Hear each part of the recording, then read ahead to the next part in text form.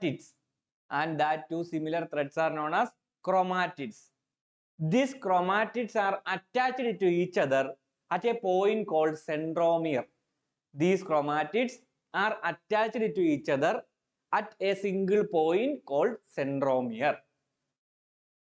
So, when we are considering single chromosome, it consists of two similar threads, and these similar threads are called chromatids. These chromatids are attached to a single point called centromere. These chromosomes are made up of DNA molecules and proteins. Chromosomes are made up of DNA molecules and proteins, which carry and help to transfer information of inheritance. Information of inheritance means the characters from parents to the next generation. Information of inheritance means the transfer of characters from parents to the next generation. So the transfer of characters from parents to the next generation is carried out by this DNA, and this DNA togetherly makes chromosome. So we can simply say that chromosomes are made up of DNA molecules, and these DNA molecules helps to transfer characters from parents to the next generation. When we are considering human being, we are having 23 pairs of chromosomes. For human beings, we are having 23 pairs. 23 pairs means as a number, it is 46. So 46 number of chromosomes. Otherwise, we can say that 23 pairs of chromosomes. Clear? The next organelle of the cell or the next component of the cell is the cell wall. What is the cell wall? Cell wall provides mechanical strength to the cell.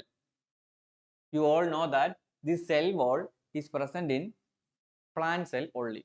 It is not present in animal cell. For animal cell, there is only plasma membrane or cell membrane. And for plant cell, this cell wall provides mechanical strength. It permits the cells to withstand huge changes in surrounding medium. So if there is huge change in the surrounding medium, this cell wall helps to withstand that changes. The cell wall of plants, fungi consists of cellulose and chitin respectively. So for plants and fungus, the cell wall consists of cellulose and chitin. So remember these points. Cell walls provides mechanical strength. Then it permits the cell to withstand huge changes in the surrounding atmosphere. Then the plant and fungus cell wall consists of cellulose and chitin. Clear? Now what is the nucleus? The next component of the cell or the next organelle of the cell is the nucleus. Nucleus is an important spherically, usually centrally located constituent of the cell. Usually this nucleus is at the center of the cell and is of spherical shape. It is the most important component of a cell and is bounded by a double layered nuclear envelope. This nucleus is covered by a double layering. Nucleus is covered by a double layering. A double coating is there. This nucleus controls all metabolic activities of the cell. In this cell, all metabolic activities are controlled by the nucleus. In this cell, all metabolic activities are controlled by the nucleus. The nucleus of dividing cells show rod-shaped chromosome. When we are considering dividing cells, the nucleus is of rod-shaped nucleus consists of rod-shaped chromosomes. But when we are considering non-dividing cells, it is of thread-like structure. It is of thread-like structure. So nucleus is the most important spherically and usually centrally located constituent of the cell. It is bounded by a double layered nuclear envelope. It controls all the metabolic activities of the cell, and for dividing cells, nucleus show rod-shaped chromosomes, and for non-dividing, it is of thread-like structure. Okay. Here we have the next components of the cells that is cytoplasm and endoplasmic reticulum. What is cytoplasm? It is the fluid content of the cell. That means in the cell, the fluid content is known as cytoplasm. This cytoplasm occurring between nucleus and plasma membrane. The position of this cytoplasm is in between nucleus and the plasma membrane. You know that nucleus is the central part and the plasma membrane is the outer covering of the cell. So in between this nucleus and plasma membrane, cytoplasm is there. This cytoplasm stores several vital chemicals and is the site of certain important metabolic pathways. That means the function of the cytoplasm is to store certain vital chemicals. Some vital chemicals are stored in this cytoplasm, and this cytoplasm is the site for certain important metabolic pathways. This is the site for certain metabolic pathways. And several cell organelles are present in cytoplasm, like this endoplasmic reticulum or Golgi apparatus or mitochondria. Several cell organelles are present in this cytoplasm. So what is cytoplasm? It is the fluid content of the cell. It is occurring between nucleus and the plasma membrane, and the function is to store several vital chemicals and is the site of certain important metabolic pathways. Now the next one is endoplasmic reticulum.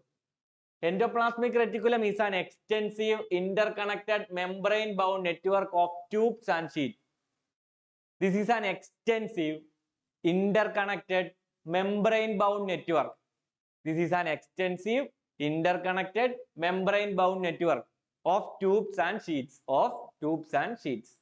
The functions of endoplasmic reticulum are: the first one is it synthesizes important proteins and lipids. That means endoplasmic reticulum synthesizes important proteins and lipids. These proteins are synthesized in rough endoplasmic reticulum and the lipids are synthesized in smooth endoplasmic reticulum. That is RER and SER. The second function is it provides a pathway for intracellular transport of materials. It provides a pathway for intracellular transport of material. That means within the cell, the materials are transported through the help of endoplasmic reticulum. This acts as a path for the transportation purpose. The last function is that SER, which is smooth endoplasmic reticulum of liver cells, will play an important role. In case of animal cell, when we are considering animal cell, centrosome is found. When we are considering animal cell, centrosome is found. This is found only in animal cell and consists of two centrioles. This centrosome consists of two centrioles. This centrosome helps in cell division, which is one of the important process happens in the cell. Which is the one of the important process happens in the cell. That is the cell division. This cell division is helped by, or this cell division happens with the help of centrosomes. Clear? For plant cells, they are having vacuoles. For mature plant cells, they are having large central vacuole, and this large central vacuole consists of cell sap, which gives turgidity to the cell, and it also stores some important substances. In unicellular organisms, vacuoles play an important role in nutrition and osmoregulation. In case of animals, centrosome is found only in animal cells. It consists of two centrioles, and this centrosome helps in cell division, which is one of the important process happens in the cell. Clear? That's all about the chapter cell, the basic unit of life. Now we discussed all the facts regarding cells, which is the basic unit of life. Just recollect what we have studied in this chapter from the first to the end. First, we explained what a cell is, who discovered cell, how the processes are happening in the cell, then the difference between animal cell and plant cell, difference between eukaryotic and prokaryotic cell. Then moving to the components of the cell, organelles of the cell, we explained about nucleus, cytoplasm, plasma membrane, mitochondria, ribosomes, vacuoles, centrosomes, chromosomes.